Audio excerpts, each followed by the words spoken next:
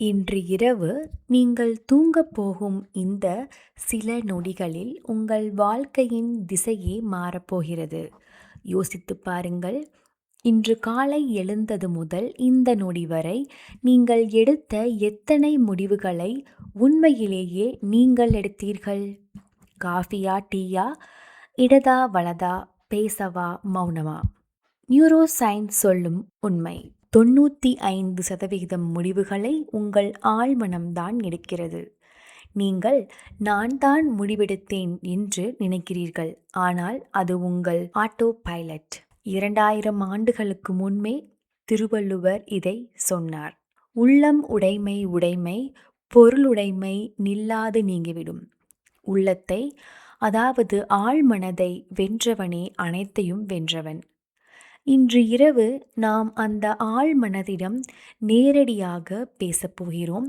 2800 ஆண்டுகால ஞானத்தையும் நவீன விஞ்ஞானத்தையும் தமிழ் மரபின் ஆற்றலையும் இணைத்து நாம் பார்க்கப் போகிறோம். வெறும் 21 நாட்களில் உங்கள் எண்ணங்கள், பழக்கங்கள், உங்கள் வாழ்க்கையே மாறப்போகிறது. இது கதையல்ல, இது நியூரோ பிளாஸ்டிசிட்டி, மூளையின் அறிவியல் உண்மை. கண்களை மூடுங்கள், ஆழ்ந்த மூச்சை எடுத்துக்கொள்ளுங்கள். நாம் தொடங்குவோம். உங்கள் மூளையின் எடை வெறும் 1.4 கிலோ. ஆனால் ஒவ்வொரு நொடியும் 11 மில்லியன் தகவல்கள் உள்ளே நுழைகின்றன. உங்கள் நனவு மனதால், நீங்கள் நான் என்று நினைக்கும் பகுதியால் 40 தகவல்களை மட்டுமே கையாள முடியும். அப்படியென்றால் 40 vs 1,09,99,960 எண்ணங்களை யார் கையாளப் போகிறார்? உங்கள் ஆழ்மனம்தான். நீங்கள் காலையில் எழுந்தவுடன் பல் துலக்குவது, காஃபி குடிப்பது, எந்த காலை முதலில் தரையில் வைப்பது, உங்கள் வீட்டின் சாவியை எங்கே வைத்தீர்கள் என்பது, இதெல்லாம் ஆழ்மனம். நீங்கள் யோசிப்பதில்லை, அது தானாக நடக்கிறது. அதுதான் ஆட்டோ பைலட். ஆனால் இங்கே ஒரு ஆபத்து இருக்கிறது நண்பர்களே. என்னால் முடியாது, இது எனக்கு நடக்காது, நான் ஒன்றுக்கும் லாய்க்கு இல்லை, பணம் வராது, எனக்கு உடம்பு சரியில்லை, இவையும் ஆட்டோ பைலட்டில்தான் இருக்கும். ஆழ்மன பழக்கங்கள்தான். நீங்கள் 10 வயதில் யாரோ சொன்ன ஒரு வார்த்தை, நீ முட்டாள், இன்று வரை உங்கள் ஆழ்மனதில் பதிந்து உங்கள் ஒவ்வொரு முடிவையும் பாதித்து கொண்டிருக்கிறது. 20 வயதில் ஒரு தோல்வி, என்னால் வெற்றி பெற முடியாது என்று நீங்கள் நினைத்தது இன்று வரை உங்களை தடுத்து கொண்டிருக்கிறது. இதைத்தான் லிமிட்டிங் பிலீஃப்ஸ், தடை எண்ணங்கள் என்கிறார்கள். இதை மாற்ற முடியுமா? இன்று இரவே, இந்த இருவில் தூங்கும் இந்த பொழுதில் கண்டிப்பாக மாற்ற முடியும்.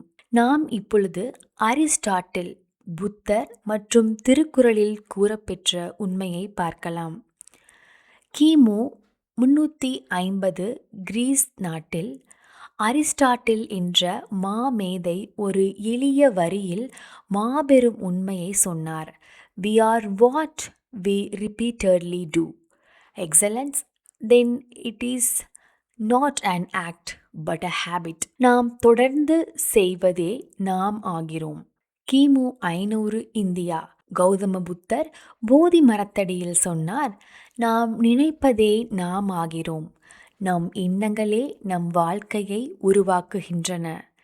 கிபி 31ஆம் நூற்றாண்டில் தமிழகத்தில் திருவள்ளுவர் கூறியது, மனத்துக்கண் மாசிலன் ஆதல் அனைத்தரன் ஆகுல நீர பிற.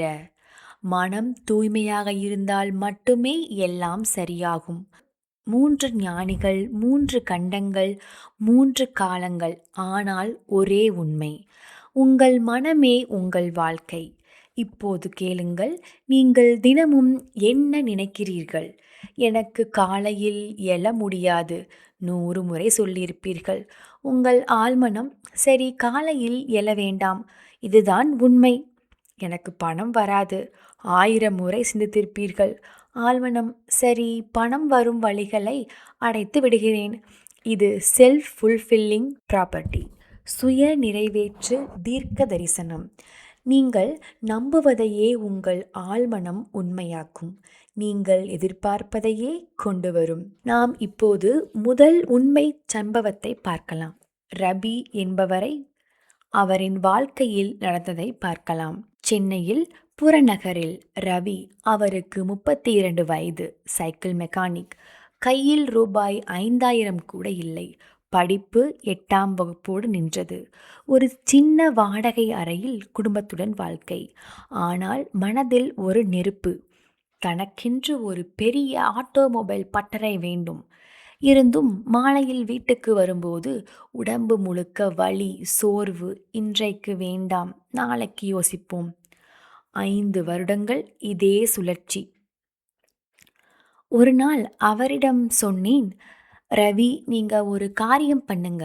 இன்னைக்கு ராத்திரி தூங்குறதுக்கு முன்னாடி 10 நிமிஷம் விளக்கை அணைச்சிட்டு கண்ணை மூடிக்கோங்க. உங்க பட்டறைய மனசுல பாருங்க. போர்டு பாருங்க. ரவி ஆட்டோமொபைல்ஸ்னு சூப்பரா இருக்கும். கஸ்டமர்கள் வரதை பாருங்க. சார், உங்க கையில விட்டாதான் நிம்மதியா இருக்குன்னு சொல்றத கேளுங்க. உங்க கையில கிரீஸ் படுறதை உணருங்க.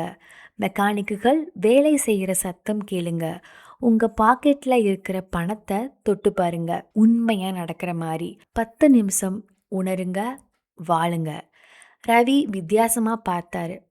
சார், இது என்ன, நம்புற மாதிரியே இல்லையே அப்படின்னு சொன்னாரு. இல்லை ரவி, செய்து பாருங்க. 21 நாள் தொடர்ந்து செய்யுங்க, அப்புறமா பேசுவோம் அப்படின்னு சொன்னோம். முதல் வாரம் கஷ்டமா இருந்துச்சு. மனம் அலைபாய்ந்தது. இது வீண் வேலைன்னு நினைத்தார். 2ஆம் வாரம் கொஞ்சம் கவனம் கிடைத்தது. பட்டறையின் நிறத்தை மாற்றினார்.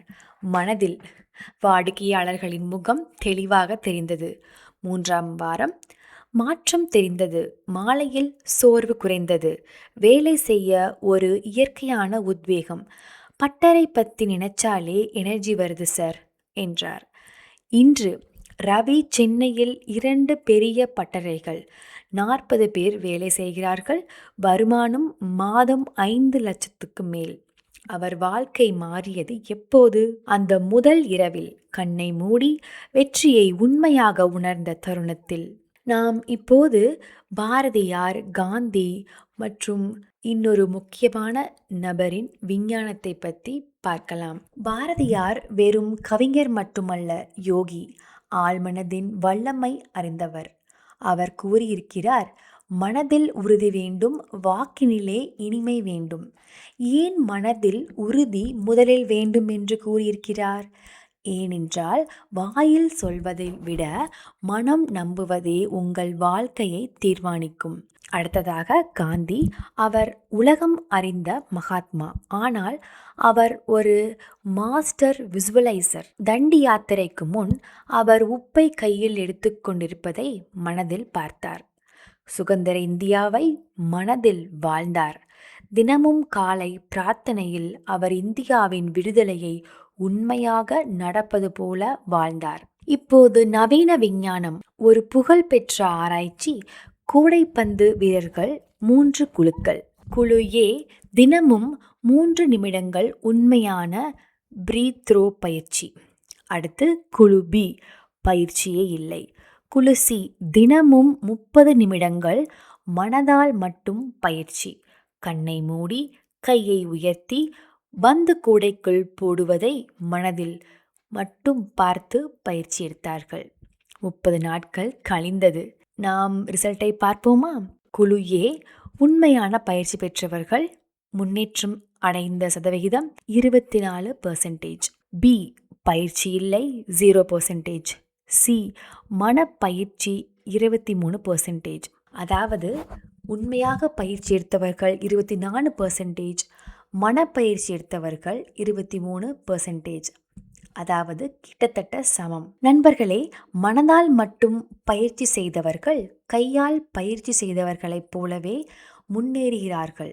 இதுதான் விசுவலைசேஷனின் அறிவியல். உங்கள் மூளைக்கு நீங்கள் தீவிர உணர்ச்சியுடன் கற்பனை செய்வதும் நிஜமாக செய்வதும் ஒரே விஷயம்தான். இதை தெளிவாக புரிந்து கொண்டு நம் மனதில் நமக்கு தேவையானதை கண்டிப்பாக தெளிவாக விசுவலைஸ் செய்ய வேண்டும். அடுத்தது தூக்கத்தின் ரகசியம், தீட்டா அலைகள் பற்றி பார்க்கலாம். இப்போது மிக மிக முக்கியமான கேள்வி, ஏன் இரவு, ஏன் தூங்கும் முன் நாம் இதை சிந்திக்க வேண்டும்? இதற்கு விஞ்ஞானம் சொல்லும் பதில், நீங்கள் விழித்திருக்கும் போது உங்கள் மூளை பீட்டா அலைகளில் இயங்குகிறது. இது விழிப்பு நிலை, நனவு மனம் முழு கட்டுப்பாட்டில் இருக்கும். நீங்கள் தூங்கும் முன் மூளை ஆல்பா நிலைக்கு மாறுகிறது. இது தளர்வு நிலை. பிறகு தீட்டா அலைகள், இது அமைதியான நிலை, இது ஆழ்தியான நிலை. இந்த நிலையில்தான் நனவு மனம் பின்வாங்கி ஆழ்மனம் முழுமையாக திறக்கிறது. ஒரு பூட்டிய கதவை நினைத்து பாருங்கள். பகல் முழுவதும் அது மூடியிருக்கும். ஆனால் இரவில் தூக்கத்தின் விளிம்பில் கதவு மெதுவாக திறக்கிறது. இந்த கோல்டன் மினிட்ஸ் தூக்கத்திற்கும் விழிப்பிற்கும் இடையேயான பொன்னான நிமிடங்கள். இவைதான் உங்கள் ஆழ் மனதுடன் நேரடியாக பேசும் அரிய தருணங்கள். இதுதான் நாம் தூக்குவதற்கு முன் சிந்திக்க வேண்டிய காரணம். இன்னொரு உதாரணம் பார்ப்போம். தினமும் காலையில் நாளிதழ் போடுவதை நீங்கள் பாருங்கள். இரவில் என்ன எழுதுகிறார்களோ அதை மறுநாள் காலையில் நீங்கள் படிக்கிறீர்கள். அதே போலத்தான் இரவில் உங்கள் மனதில் என்ன பதிக்கிறீர்களோ அதை மறுநாள் உங்கள் ஆழ்மனம் செய்தித்தாளாக மாற்றி உங்கள் வாழ்க்கையில் அச்சிடுகிறது. என்னால் முடியும் என்று பதித்தால் மறுநாள் வாய்ப்புகள் தேடி வரும். என்னால் முடியாது என்று பதித்தால் மறுநாள் தடைகள் மட்டுமே காட்டும். நீங்கள் எழுத்தாளர், ஆழ்மனம் ஒரு அச்சகம், வாழ்க்கை ஒரு செய்தித்தாள். இன்று இரவு எதை அச்சிடப் போகிறீர்கள்? இப்போது ஒரு கடினமான உண்மையை சொல்லப் போகிறேன். கேட்க தயாரா? உங்கள் மிகப்பெரிய எதிரி நீங்கள்தான். வெளியே இல்லை, உங்கள் முதலாளி இல்லை, உங்கள் குடும்பம் இல்லை, அரசாங்கம் இல்லை.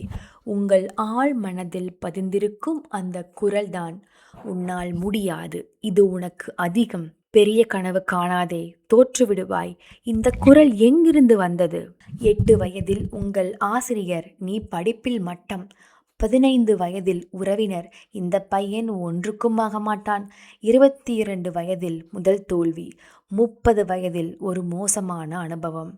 இவையெல்லாம் சேர்ந்து ஒரு கண்ணுக்கு தெரியாத கண்ணாடி சுவரை உங்களை சுற்றி கட்டியுள்ளன. நீங்கள் முன்னேற நினைக்கும் போது முட்டிக்கொள்கிறீர்கள். ஆனால் அந்த சுவர் உண்மையில் இல்லை, அது உங்கள் மனம் உருவாக்கியது. இன்று இரவு அந்த சுவரின் முதல் செங்கலை பிடுங்கப் போகிறோம். செய்ய வேண்டியது, இன்று இரவு கண்களை மூடியதும் உங்கள் தடை எண்ணங்களை ஒரு காகிதத்தில் எழுதுவதாக நினைத்து கொள்ளுங்கள். என்னால் முடியாது, எழுதுங்கள். நான் தோற்பேன், எழுதுங்கள். எனக்கு வாய்க்காது, எழுதுங்கள். நான் அழகில்லை, எழுதுங்கள். எனக்கு உடம்பு சரியில்லை, எழுதுங்கள்.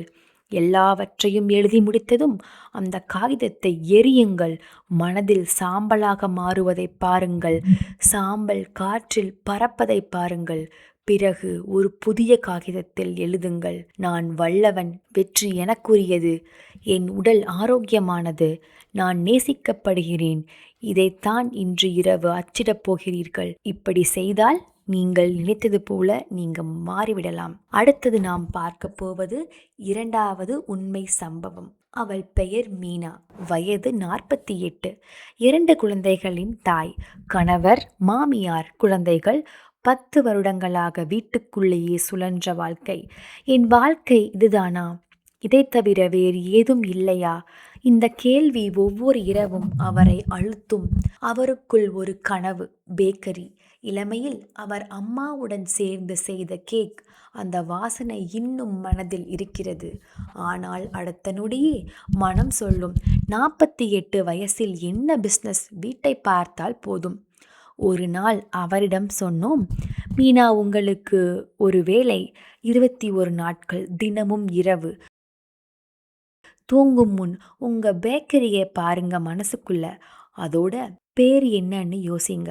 போர்டு எப்படி இருக்குன்னு யோசிங்க. முதல் கஸ்டமர் யாருன்னு பாருங்க. என்ன கேக்கு அவர் வாங்குறாருன்னு பாருங்க.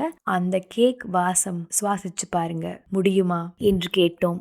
மீனா சிரித்தார். இது விளையாட்டா இருக்குதே, செய்து பாருங்க. 21 நாள் கழிச்சு நீங்க என்ன யோசிக்கிறீங்கன்னு பார்க்கலாம். அவர் செய்தார். 10 நாட்கள் கழித்து அவரே ஆச்சரியப்பட்டார். காலையில் எழுந்தவுடன் ஒரு புதிய தெம்பு. மாமியாரின் கடுஞ்சொற்கள் முன்பு போல காயப்படுத்தவில்லை. இது ஒரு நாள் மாறும் என்ற நம்பிக்கை. 21 நாட்கள் முடிந்ததும் மீனா ஒரு முடிவெடுத்தார். சின்னதாக தொடங்குவது, வீட்டிலேயே ஆர்டர் எடுப்பது. இன்று மீனாவின் ஸ்வீட் பேக்கரி வீட்டிலிருந்து தொடங்கி இன்று ஒரு சின்ன கடை. மாதம் ரூபாய் 40,000 லாபம். ஆனால் அதைவிட முக்கியம், அவர் முகத்தில் ஒரு புதிய ஒளி, தன்னம்பிக்கை. முன்னெல்லாம் நான் யாருன்னே தெரியாது, இப்போ எனக்கு நானே முக்கியம் அப்படிங்கிற ஒரு எண்ணம். கவனியுங்கள், மீனா மாற்றியது வெறும் பொருளாதாரம் அல்ல, அவர் மாற்றியது தன்னை பற்றிய அவருடைய எண்ணத்தை. இப்போது மிக எளிமையாக ஆனால் ஆழமான ஒரு நுட்பத்தை சொல்கிறேன். இது உங்கள் விஷுவலைசேஷன் சக்தியை 3 மடங்கு அதிகரிக்கும். மூச்சு. தமிழ் மரபில் மூச்சுக்கு உயிர் என்று பெயர். மூச்சுதான் உயிர், உயிர்தான் மூச்சு. நவீன விஞ்ஞானம் சொல்வது, நீங்கள் ஆழ்ந்த மெதுவான மூச்சு விடும்போது உங்கள் நரம்பு மண்டலம் பேராசிம்பத்தட்டிக் நிலைக்கு மாறுகிறது. இதுதான் ரெஸ்ட் அண்ட் டைஜஸ்ட், ஓய்வு மற்றும் புத்துணர்வு நிலை. இந்த நிலையில் உங்கள் ஆழ்மனம் முழுமையாக திறக்கிறது. நீங்கள் பதிப்பது 100% ஏற்றுக்கொள்ளப்படுகிறது. அப்போ நீங்கள் நான் சொல்வதை உங்கள் இரவு நேர சடங்கு போல வைத்துக் கொள்ளுங்கள். இதை நாம் 10 நிமிடமாக பிரித்துக் கொள்ளலாம். முதலில் நிமிடம் 1 to 3. விளக்கை அணையுங்கள். வசதியாக படுத்துக் கொள்ளுங்கள். கைகளை வயிற்றின் மேல் வையுங்கள். 4 வினாடிகள் மூச்சை உள்ளே இழுங்கள். 4 வினாடிகள் நிறுத்துங்கள். 6 வினாடிகள் மெதுவாக விடுங்கள். இதை 10 முறை செய்யுங்கள். உங்கள் வயிறு ஏறி இறங்குவதை உணருங்கள். அடுத்தது நிமிடம் 3 to 6. இப்போது உங்கள் தடை எண்ணங்களை காகிதத்தில் எழுதி எரியுங்கள். சாம்பல் பறப்பதை பாருங்கள். பழையது போயிற்று என்று மனதில் உறுதியாக சொல்லுங்கள். அடுத்தது நிமிடம் 6 to 10. இப்போது உங்கள் கனவை வாழுங்கள். நீங்கள் வெற்றியாளராக இருப்பதை பாருங்கள். மகிழ்ச்சியாக இருப்பதை உணருங்கள். அந்த வெற்றியின் ஒவ்வொரு விவரத்தையும் பாருங்கள். நிறம், ஒளி, வாசனை, தொடுதல், சுவை என 5 புலன்களாலும் நீங்கள் கண்களை மூடி யோசித்து பாருங்கள். மீனா போன்று, நீங்கள் பேக்கரியில் நிற்பது போன்று, முதல் கஸ்டமர் வருவது போன்று, அவர் வாங்கும் கேக், அதோடைய மனம், அதுபோல நிறம், ஒளி, வாசனை, தொடுதல், சுவை, இந்த 5 புலன்களாலும் உங்களுக்கு வேண்டியதை தெளிவாக சிந்தியுங்கள். கண்களில் நீர் வரலாம், வரட்டும். அதுதான் உண்மையான உணர்வின் அடையாளம். இதுதான் நாம் செய்யும் இரவு சடங்கு. 10 நிமிடங்கள், வெறும் 10 நிமிடங்கள்.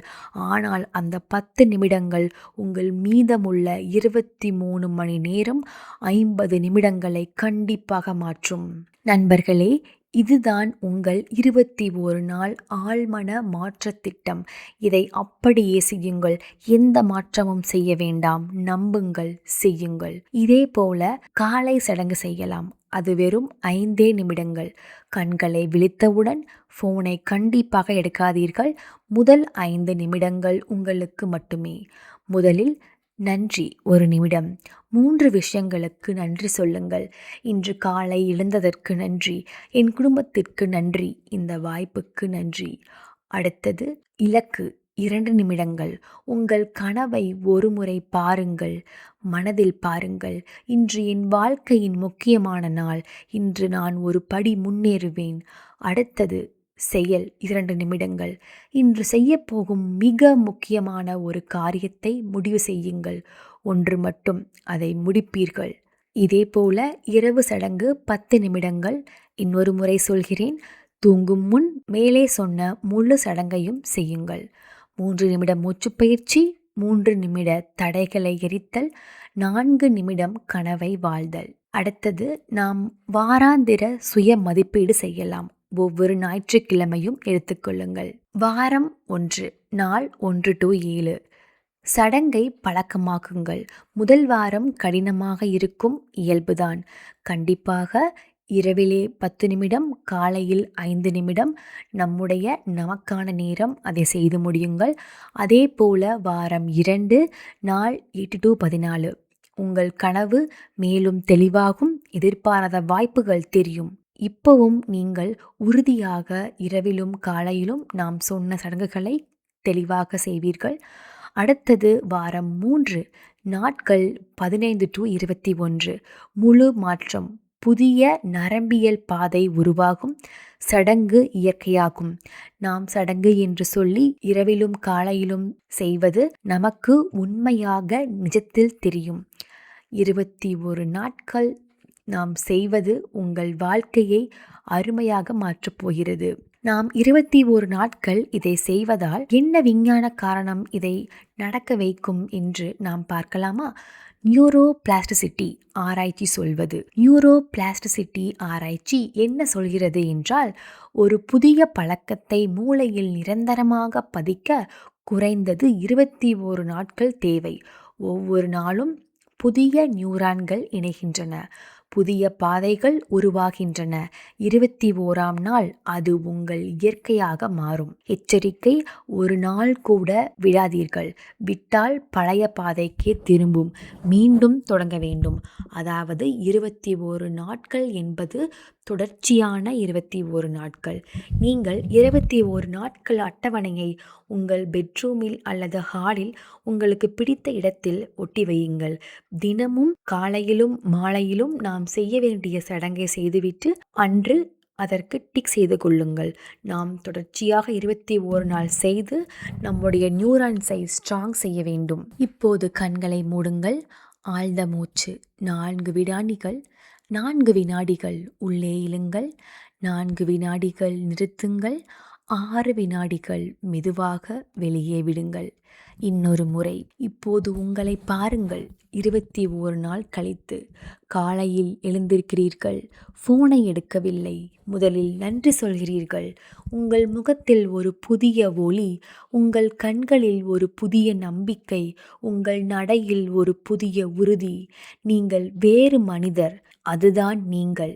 அது ஏற்கனவே உங்களுக்குள் இருக்கிறது. தூங்கப் போகும் இந்த இரவில் அந்த மூடி திறக்கிறது. இன்று இரவு நீங்கள் புதிய மனிதராக பிறக்கிறீர்கள். திருவள்ளுவர் 2000 ஆண்டுகளுக்கு முன்பே சொல்லிவிட்டார், உள்ளம் உடைமை உடைமை. உங்கள் உள்ளம் இன்று உங்கள் கையில்.